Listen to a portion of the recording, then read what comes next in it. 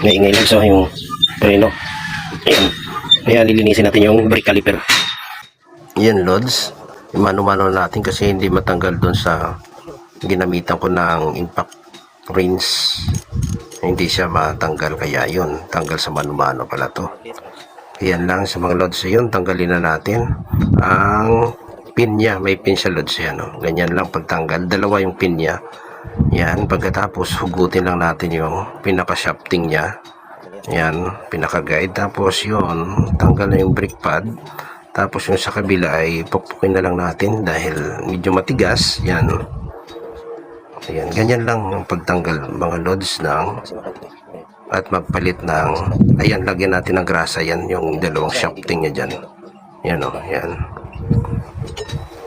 Linisin muna natin ng WD-40 para malaro-laro natin yung kanyang piston. Ayan, ganyan lang. Yun, lumabas na. Tapos, i-push lang natin yan pag ibalik na natin kasi kayang-kaya naman natin i-push yan. Yan, o. Ayan.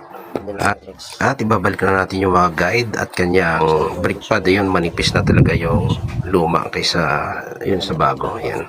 Ibalik na natin yan. Ganito lang yan ulit.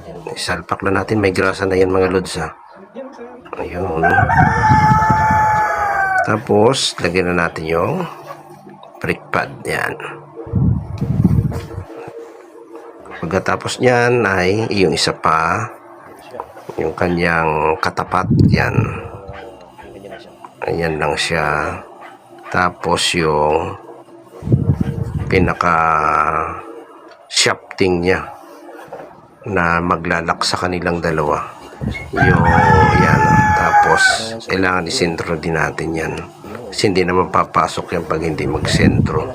Tapos ilagay na natin yung dalawang pin. Yan, kahit kamay lang yan loads, kayang kaya na yan. Ibutas naman yan eh. Tapos yung isa ulit. Ayun. Ayun lang. Tapos na mga loads. At ikabit na natin yan loads sa may disc brake nya. Ayun oh. Isang salpakan lang oh. Ayan. Ilagay na natin yung tornilyo. Ayan. Kailangan may special tools kayo, parang bulaklak mga loads. Ayun, higpitan na natin.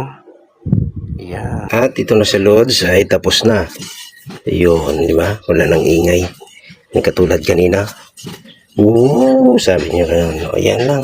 Hanggang dito na lang video ko loads. God bless us all. Thank you for watching.